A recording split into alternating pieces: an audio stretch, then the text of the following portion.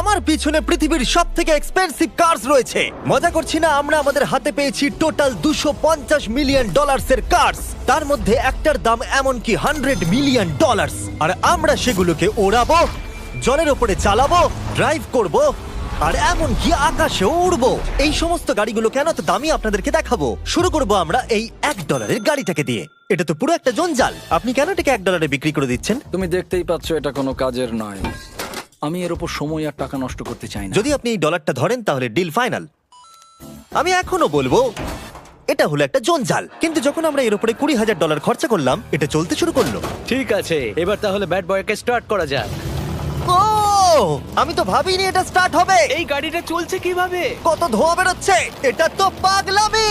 $1 কার, $1 কার, $1 কার, $1 কার।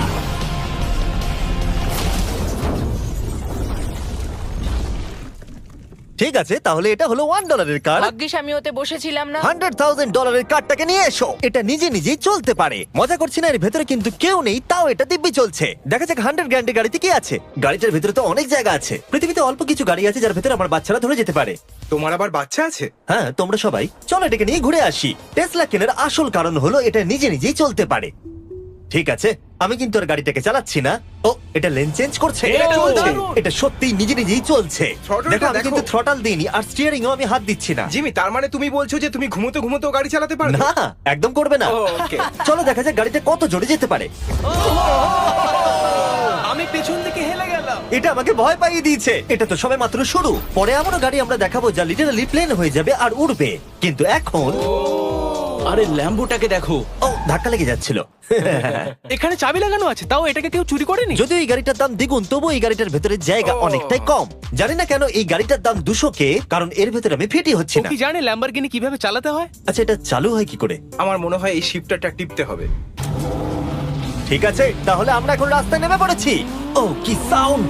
ও মাই god, কি দারুণ গাড়ি! এই অনেক পাওয়ার আছে দেখছি। ও মাই গড, গাড়িটা তো ইনসেন।